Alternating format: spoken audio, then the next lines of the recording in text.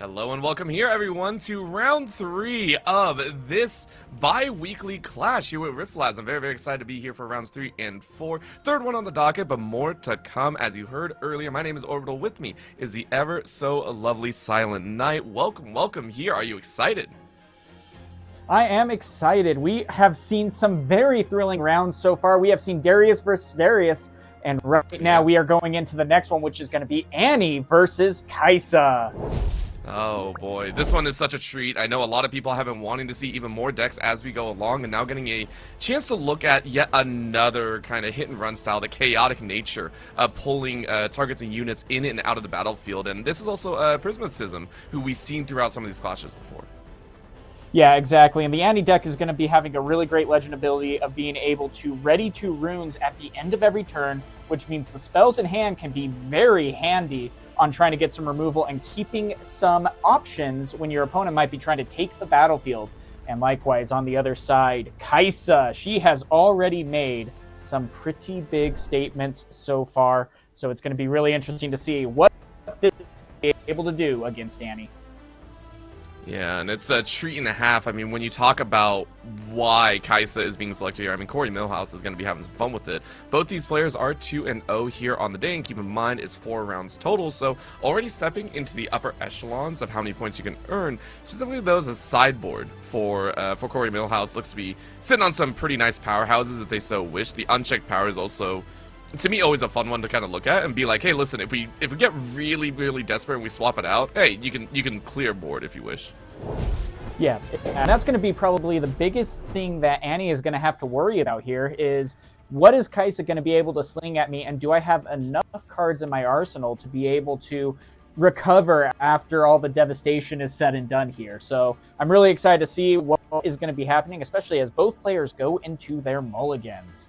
Yes, taking a look. Good draws at the start, it seems, but heavy-handed on the rune to come out here. We've seen the 1,000 Watcher already come out in one of the Yasuo decks earlier, and it's kind of fun to think about. A lot of these have the same operations and all, but we saw the Yasuo earlier that had some ups and downs to it.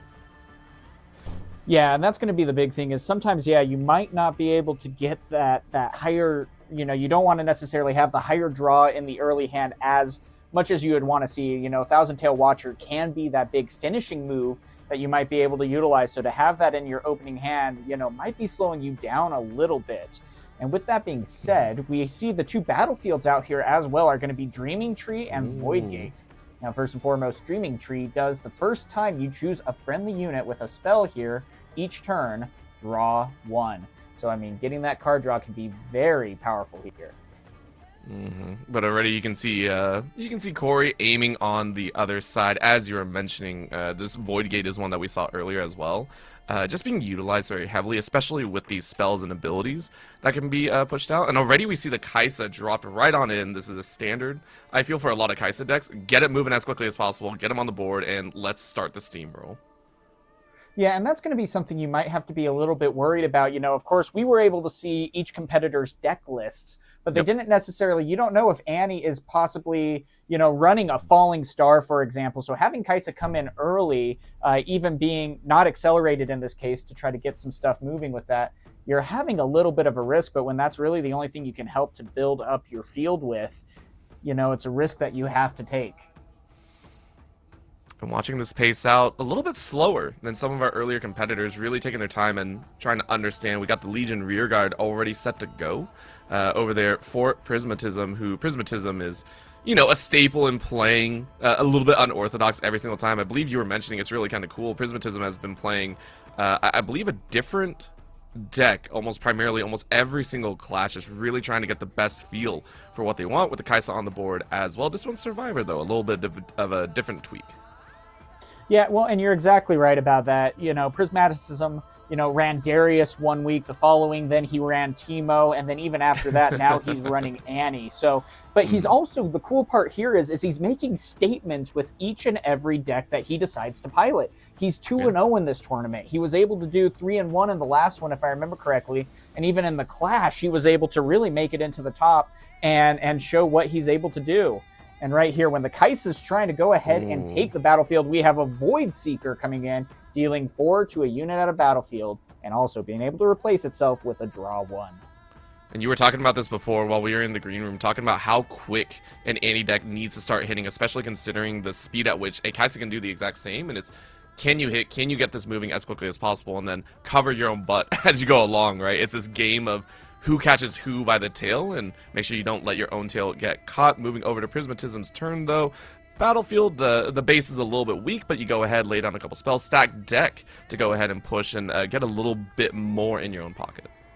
Yeah, Stack Deck is just a really good card for this situation. Look at the top 3 cards of your main deck and put one into your hand. You get to recycle the rest, but still, maybe trying to find that unit that you need at this point to put them out onto the field can be very helpful. You don't want to get your opponent to be too far ahead. And one of the biggest struggles with Annie as well is if you find yourself really struggling on, cards in hand, then you just end up continually putting yourself behind, especially where Kaisa, on the other hand, has a lot of cards that they are able to draw. Consistent ability, of course. We'll see what Prismatism wants to do. Still kind of deciding here, taking a lot of time, and just, hey, I got the energy, the runes to spare, and I think it was talked about earlier by, I think it was either Anu or Initialize, just learning how to be so rune efficient is the key play to the game, no matter what deck you're running. Yeah, and that's exactly right. You got to be so careful about even getting maybe recycle happy. You're like, oh, let's just pay this power cost here. Let's play this power cost here. And then before you know it, you're like, I have 2 runes and you just played something really scary. I can't catch up at this point. So there is a lot of weight that you have to, play around with. You have to juggle here in order to correctly be able to make that statement without getting too far behind. Moving over to CoreyMilhouse, saying, hey, we're still stuck with just this one. Has been sitting on that unit for a while, but being able to lay claim to their own Void Gate, making sure that, hey, if I want to get a couple spells out, I can. Hand is still fairly stacked with 6 on deck for the runes. You go ahead and tap, recycle, get the Kaisa right back out, ready to play. Now dealing on that left-hand side battlefield, saying we're gonna dance pretty hard here, and if you're not careful, if Prismatism isn't, then we could see CoreyMilhouse get a very slight lead to get a jump here in the mid game.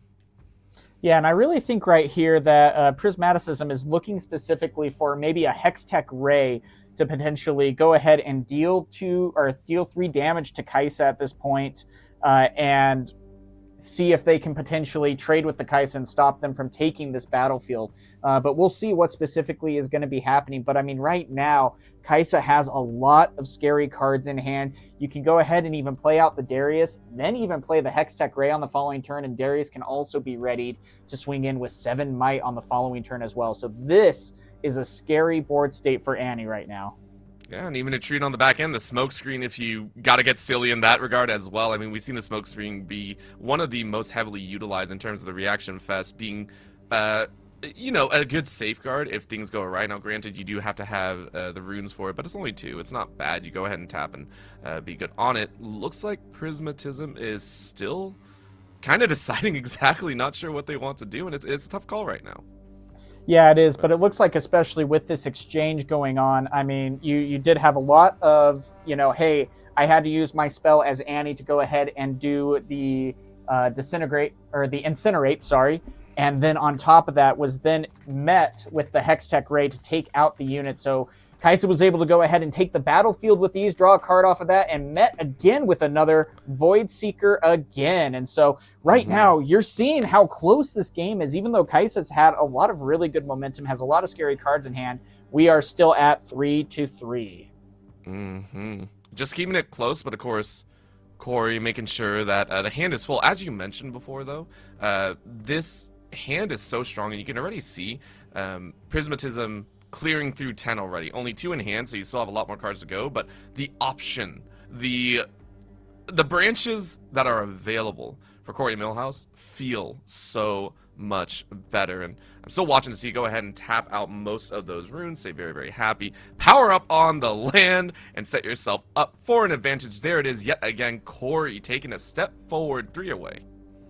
Yep, and that's going to be the big, shifting of the tide, if you will, here right now. You look at the hand difference here. You see that right now we have Vi here, and that's going to be really great, but at the same time, you're not going to be able to have her necessarily come in and do much. You have 12 cards in hand. That's going to be really awesome.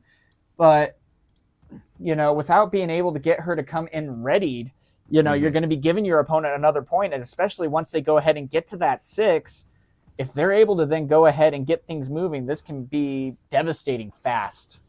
Yeah, and talk to me a little bit more about what would be the dive in a bit more. I'm kind of curious for Prismatism. What would be the best option here if you can draw? Because a big hit is coming soon, right? Like you can already see Corey kind of stacking up here. What would be the optimal hope for Prismatism? Or are there no outs at this current moment?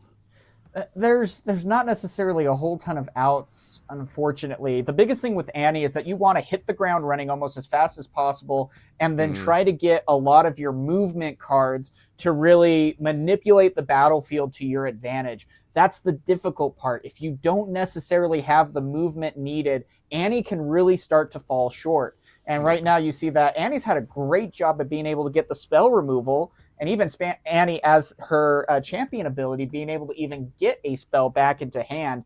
But even still, this might be too little too late for what, Corey has been able to do this game. So would you say an Annie cannot burn out early?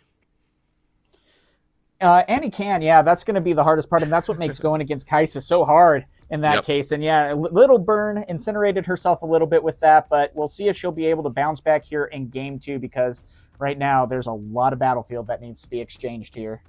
Yeah, not too many hands to deal with. Maybe you could drop you could try and drop in a Darius or anything, but as you said, not really available for usage right off the gate. So Corey, just taking options there. There it is. GG's, and having a little bit of fun messing around. There was a hit over there on the Void Gate. There's the Darius drop. Double Darius.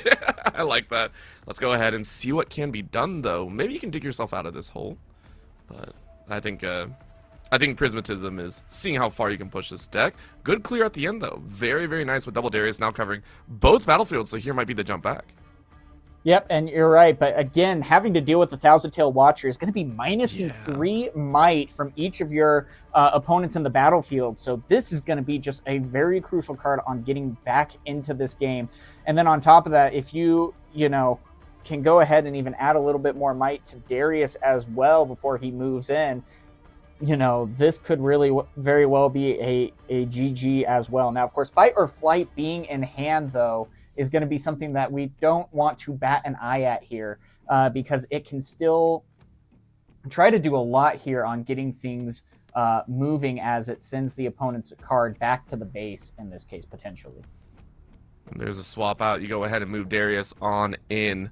The Fight or Flight being expended, of course, as you just mentioned, and these are the turns. These are the runs that are only so available.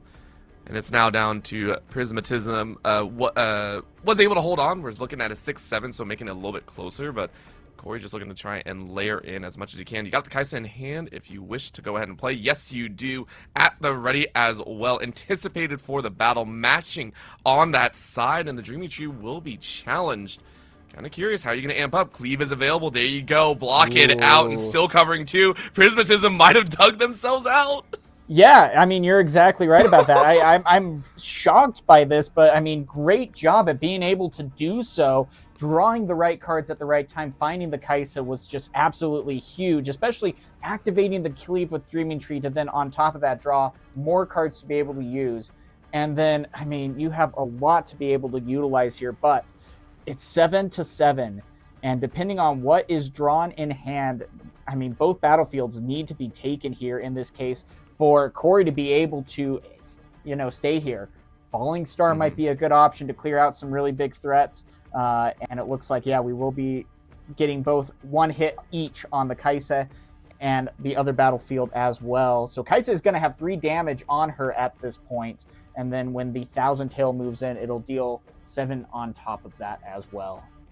But the answer, right? That Darius is hiding out in the base already, so there's an answer prep to go. So I'm simply amazed. We were sitting there talking about it, right? It just goes right back. This endgame has been on fire as of late, and you already see Prismatism is down out 17 already in the trash, and it's a painful point. They know this is kind of that last push effort, rocking out with a little bit of that speed, playing ride the wind, moving in a friendly unit, and saying, let's go ahead and see what we can do on this edge.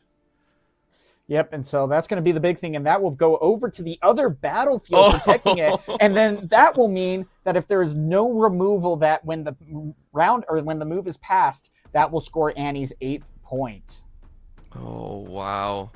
What a call down. Holding that, I believe held that since some of the earlier turns as well, really making sure to hang on to that one as much as possible. And I think Corey's just kind of sitting there going, well, dang, what am I going to do next here? Just trying to look at the options here. And there's, you got cards in hand, you can tap, but I mean, what viable routes are there for Corey now? Yeah, are they that's calling just it? it. Is this... Yeah, they very well might be calling it at this point, and so we'll see what's going to end up happening.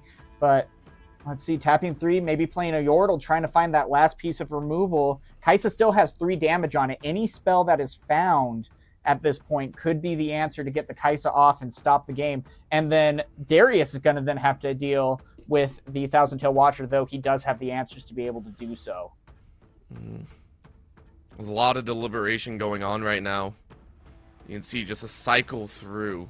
Holding on to that Thousand-Tailed Watcher, has a cleave. And it looks like Corey was kind of deciding, yeah, as you call, dropping in a little bit of that Yordle, lecturing Yordle, sitting up, possibly drawing. And what did they draw? Was it? I think it was another Darius in hand. But the unit they're dropping in is a Legion Rearguard, I think, setting up on that far end, on top of the Dreaming Tree. But I think that's GG, of course, because you couldn't answer back. So, well done, Prismatism, taking game 1. No, that was great. I mean, I did not necessarily expect the Annie to be able to go back here in this case. Yeah. And so now, as Annie has gone ahead and won game 1, now we are going to see some great side decking from both of these competitors. And so, I mean, especially going against some spells that might be scary. Fight or Flight might be really big here. Flash might be a really good action as well, because if you have a spell that has to target a unit in a battlefield and you flash them back to base, they can no longer be that target. And looking at it, I want to harken back to what you talked about. The fact that Prismatism, this Annie deck, was able to kind of dig themselves out of the hole. Early game, very strong, had a very, very low dip in the mid game, and then was able to reverse it. If you were looking at Corey's side, what would you be looking at specifically? Like, are you worried about any specific cards? Are you now kind of anchoring on that far end? Or are you just saying, hey, let's play our own game? Yeah, and that's going to be the biggest thing, is where did I happen to fall short here against the Annie? And it was really coming down to just the top decking that they were able to have against the Kaisa here. And it's like, well, in this case, do I need more removal at this point? Do I need to try to add Singularity and take out an Icathian Rain to maybe try to deal with the threats that are out onto the board? And I mean, the nice part about Singularity and Icathian Rain, which you can side in, is they can deal damage to units either in base or in the battlefield as well. And that might be the big game changer here as we go into game number 2. Not only that, few new battlefields that could be picked up. Of course, we rocked out the Dreaming Tree, so looking at Pragmatism, I believe we're looking at the Zon Warrens or the Obelisk of Power. These are options. Shift out, though. I don't think there was too much swapped here either, so treat in half if we wish. Once again, game number 2 here in round 3. One of these players looking to move on to a 3-0 record here in Clash number 3.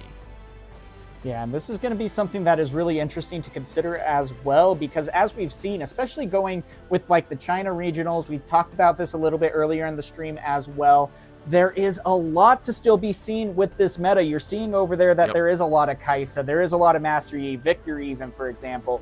But still, then all of a sudden, something like Annie comes in and is like, wait, hold on. You say Kaisa's able to do this, but I'm going to be challenging that a little bit, saying, hey, Annie might be coming in a little bit for the running as well. Yeah, and it always comes down to the question afterwards of, was it just the player playing exceptionally well? Did they know their routes? Did they know what to hold on to? What was the play? And so far, we're going to see it happen once again. Prismatism setting up here on the left side. Once again, CoreyMilhouse on that red side. And that's treat in half, as Corey's going to try and aim for games 2 and 3 to the best of their ability. Our eyes are locked on what battlefields are out to play. I already mentioned which ones we're looking at for Prismatism, but for the side of CoreyMilhouse, I believe we're looking at Targon's Peak and Fortified Position. Those two are options up and available. Well, and Targon's Peak is going to be really interesting, especially for the Annie player who automatically gets to ready 2 runes at the end of every turn. But then Targon's Peak on top of that, when you conquer here, you ready 2 runes at the end of this turn. Now, that's not a recurring ability as you hold it, but still, being able to potentially for one turn readying 4 can be a big difference maker, especially for Annie.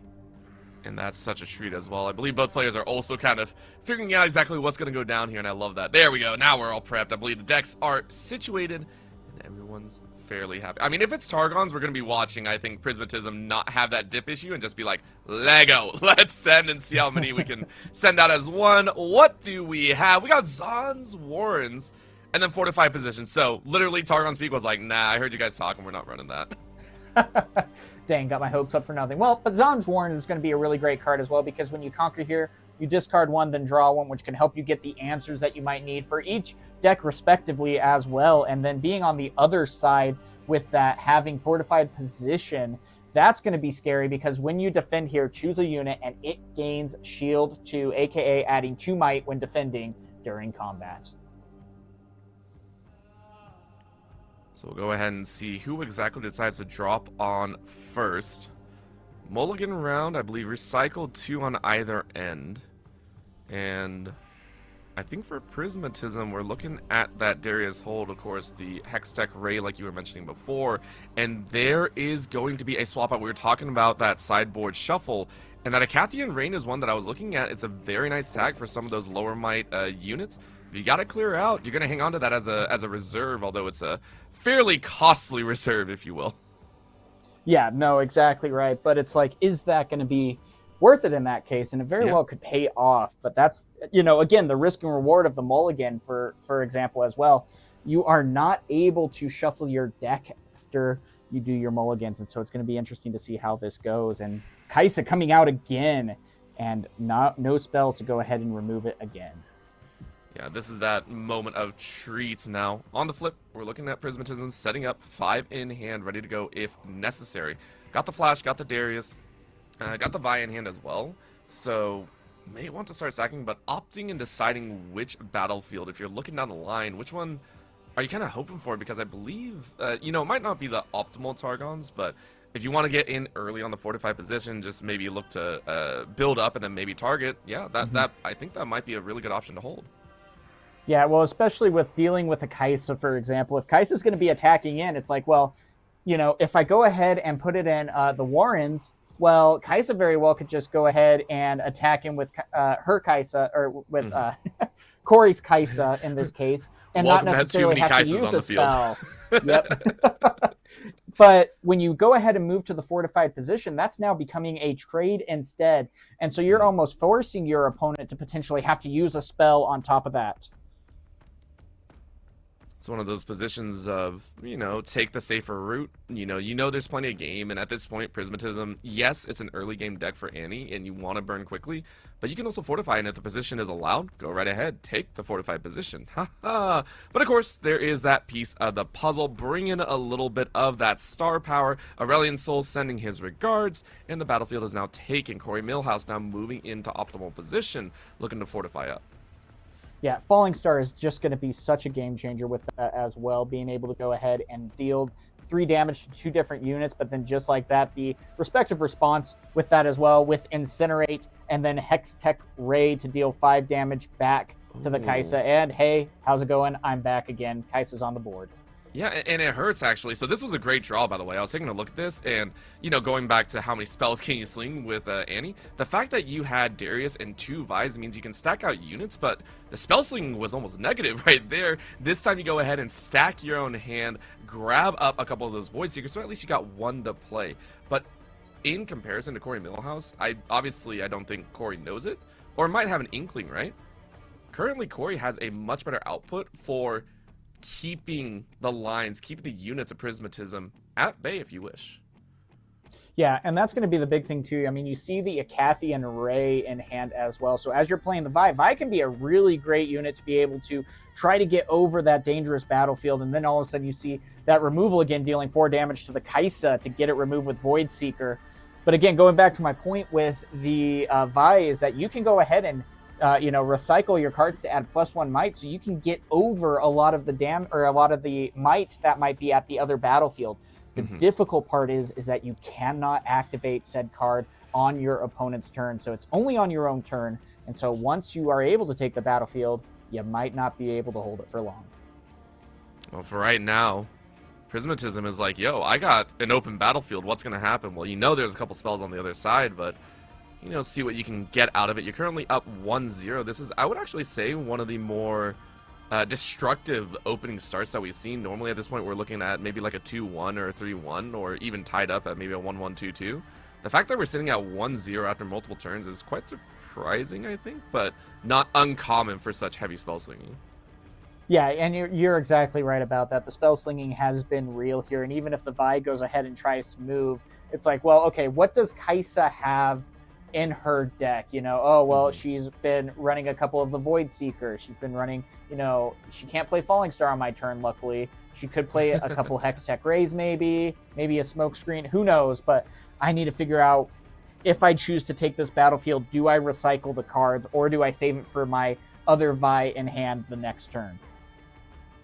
I don't think I've ever seen a moment where you can almost feel the anticipation just based off of rune allocation. Like, you take a look, we're seeing like full stack. I've never seen this as well. Corey is almost full stacked out with the rune usage, all ready to tap, and that just, it looks so harrowing, because this is one of those moments where you're like, yeah, this is gonna get explosive if I'm not careful. There goes ahead, and there's the Watcher in hand, and you kind of expected this, but there's still so much that can be played on the back end. Normally, if you play Watcher, that's it. Right? That's going to take a turn to cycle out.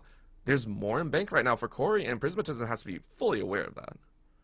Yeah, and I mean, you're exactly right with describing it. It's like, it's almost like it's high noon, and both people are waiting for that clock to strike 12 so they can draw their pistol in and fire their shot. And it's like, what you gonna do? Because you know, that's a big thing too. If you do go ahead and decide to play Thousand Tail Watcher accelerated at this point, well, guess what? Then the following turn, I don't even have to use spells. I can just go ahead and send Vi in, recycling a couple of cards and managing to get over the Thousand Tail Watcher. But you see, also in your opponent's hand, you got 6 cards in hand. So even if I do try to move, you have 11 of your 12 runes at the ready. What am I gonna do? Like, this is a standoff. Yeah, this is the most high noon to midnight duel that we've ever. Even like the townsfolk are like, guys, we want to go to sleep. Can you guys like do something? We don't want to pick up a dead body at the end of this at like 2 in the morning right now. But this is, I mean, it's such a different vibe as well. When we saw the Darius Mirror, it was such an amp up battle that we know results in such a heavy clash, right? The cycling, the build up into the crash of like 20 to 27. This is more in anticipation of a multi-chain reaction, and just how far is that waterfall going to cascade on. And it looks like Prismatism is going to make the first move, knowing something is going to happen. Yep, and it looks like just like that, the Stupefy is going to be coming out, minusing 1 might from the unit, and also being able to draw a card and then immediately being reacted to with the Void Seeker. This is the turn that I said that Flash would be such a crucial card to be able to have, because Void Seeker specifically targets a unit at a battlefield. So if you move it back with Flash, you can no longer target with Void Seeker. And it's burning out some of those cards, which is nice. So Prismatism has kind of weaned out at least 1 card, but now it's Corey's turn to go ahead and take over, immediately setting up that Watcher to sit on a 9 with a +2 thanks to fortified position. You say, hey, if anyone tries to attack me, if anyone tries to bust through, it's not going to be that easy. The setup, the timing, they've been allowed to hold, and they did run unchecked power as well. This is another card that I was mentioning I was very curious about. Listen, if you got to reset, you got to reset. Send it if you wish. No, exactly right. And so that's going to be something you got to be so careful about doing. And the timing of this is going to be so difficult, because, I mean, you see the Darius in hand with the Cleave. That's one of the best combos for this deck right now. Being able to play a Darius and immediately get it up to 10 might for 6 runes. That is insane. And so that can overcome a lot of damage right there as well. You still have 6 cards in your discard to pump up Vi with that. You have a lot of ability here to try to go ahead and take back both battlefields. 6 cards in hand, though, and a lot of spells at the potential to be used. Yeah, all of a sudden that high noon duel turned into just a straight up shootout. Like, high noon is meant to be one shot. No. This is like full cylinder and a recharge on the back end. Like, good luck, everyone. This is, I mean, it is right back to almost square one from what we saw earlier, except now a move has to be made, right? For Prismatism, you're not allowed to sit and, you know, kind of bide your time. It is, do I deal? with do I deal with the Zon Warrens or do I go for that fortified position, and do I have enough to break on through? I love the fact that you pointed out the trash is currently built up here. 6 is there. Tapping 5 though, sending out the Darius, kind of showing the hand here, building up that base as much as possible. And there's a combination that you called, perfectly timed. Cleave plus Darius, amp up to 7. Yep, and so now 2 might is going to be added, and then Cleave. Yeah, he did target the Darius. That's good. So now it's 10 versus 9 in this case because of the shield plus 2 because of the location. And then here comes the smoke screen, minusing 4 might from the Darius at this point, going 6 to 9. Oh, and it feels like Prismatism is wondering, do I want to do anything? But there's only so much you can do, right? Like, this is, I guess you could try and make a move, but like, this is it, right? Now you're stuck in this position of the Darius out on the open battlefield, and you run the very high risk of losing out on this. Yeah, and you could do the fight or flight, which would be a very viable option to move a unit from a battlefield to its base. So you could go ahead and either retreat out the Darius if you want to save it for another turn, or just go ahead and push back the the Thousand Tail, which it looks like the Thousand Tail could very well be going home here pretty quick. Yeah, there it goes, and it's. I almost feel, though, that Prismatism didn't want to expend that. That was almost like a force of the hand at the end of the day. Of just like, I really wish it didn't go that way, right? It didn't go down like that. I wish, they were able to actually clear out the Watcher instead. So this was like plan B, which was a step down. But now you're matched and you're doing okay. Each controls a different battlefield. And we'll see if there's a difference here, as Corey might be looking for it. Well, and this is the difference now. You see all the removal that is in CoreyMilhouse's hand, but at the same time going over to Prismaticism, and you only see 3 cards in hand, and there are no spells anymore. And so that removal is going to be very difficult to try to maintain. And also, even just seeing that your opponent has 3 cards in hand, it's like, okay, that drastically narrows down what they could potentially have to answer what I might bring out to my base, to my battlefield in this case. And maybe the tide can start turning to Kai'Sa's favor here. I almost wonder, if you're Corey, do you actually go fishing here? Because you have the Watcher, because you have a Legion over there on the Zon Warrens, do you just go on a fishing expedition and see what you can, like, pump out in terms of, what cards are they? Because as much as we're talking about the spells, 2 of them are units. Like, you're not having the amount of spells out there. Mm-hmm. Yeah, and that's going to be the big thing, too. And so we see the Vi going in and being pumped up, sacrificing 4 cards to go ahead and then be able to pump up to 7. Now, of course, there are going to be no spell response in this point, and, not necessarily a need to. 7 was just right. Yep. Especially with the Void Seeker in this case, not being able to take it out as well. So great calculation there from Prismaticism.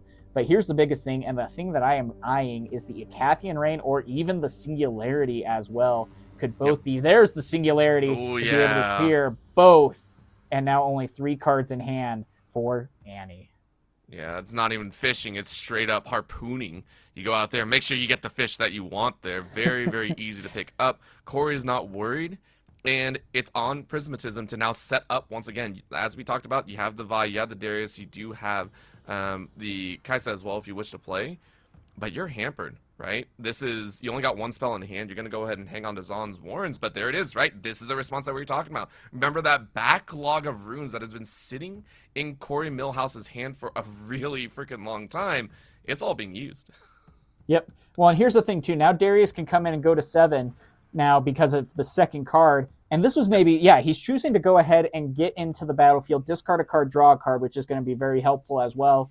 But one thing I was maybe even a little bit curious is, do I almost want to go into the other battlefield and potentially trade? Now, of course, points are going to be a very big factor here, but even having a trade and taking out Thousand Tail Watcher could be, pretty decent as well. But we'll see how this continues to unwind as a Darius comes in on the other side as well.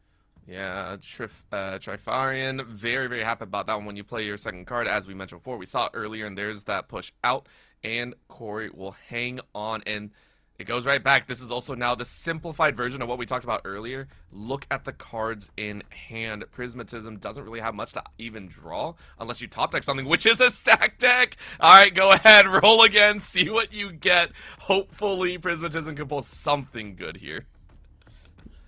Yep, and it looks like you were able to just go ahead and ride the wind. And I mean, that's going to be able to bring in a unit that you automatically ready.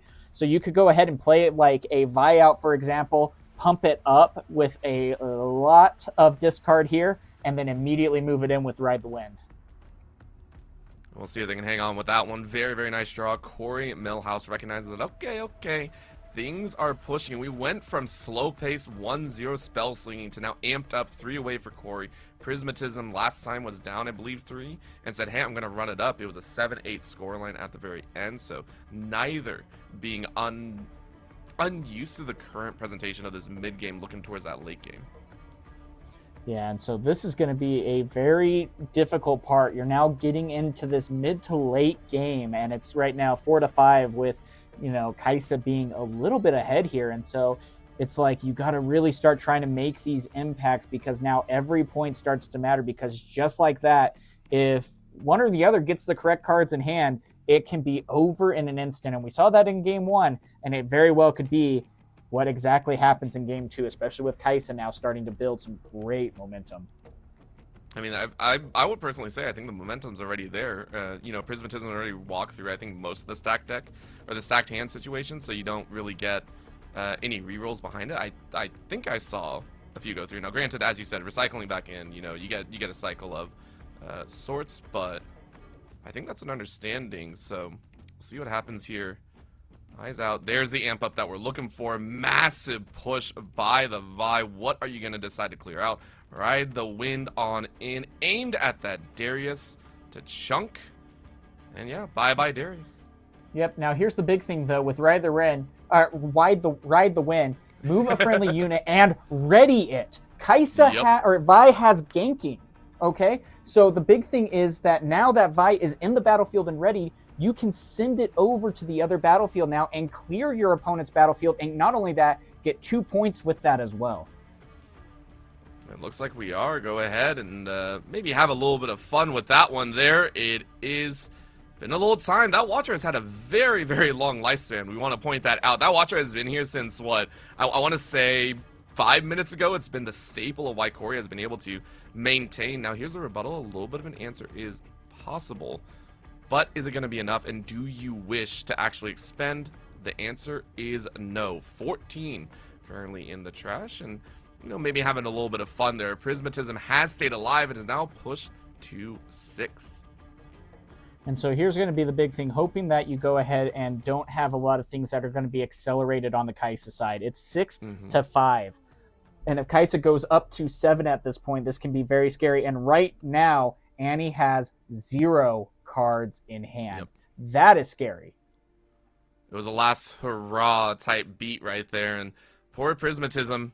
I mean, that was twice. I think you fully expended your hand and just prayed to go ahead and stay alive, and they've done so both times. They were able to stay alive. They were able to pump back. It reminds me of game number 1, where we saw that almost afterburner kick in towards the end game. But this time you are nearly fully tapped. You go ahead and pull a Ray though, so you get another chance at life. And look on the other end. This is a draw out progress day. This is a look for Corey to see what you can get in hand as well. Couple untapped, I believe that is fully tapped out, and you draw. You do get a Darius again, but that'll have to be played, I believe, next. Looking like, yep, there it is. Out on field, ready to go. Yeah, that's going to be the big thing, though, with that is Darius only comes in readied as if the second card is played. If it's the third, fourth, fifth card, it unfortunately does not ready up in this case and is unable to secure that point. But here comes a Kai'Sa. I mean, look at that kind of draw right there. To be able to not only draw one after Conquer, but also just be able to get up to that 7th point and getting so close to the end of this game.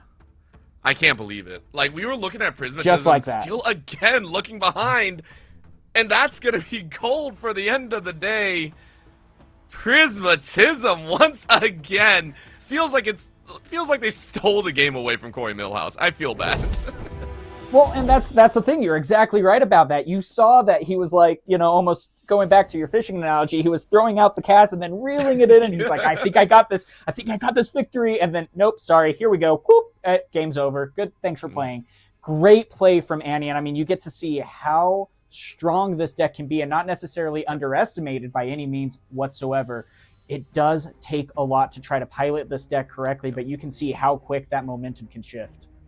And I think it speaks to Prismatism's strength as a player. We talked about the variety that you have, and there's a certain fundamental understanding of each deck. You have to know how to play it very well, and I feel like, as we talked about, Annie is, I want to say 1.0 version. You look at the Kai'Sa, that's the 2.0, very, very strong in the spell slinging.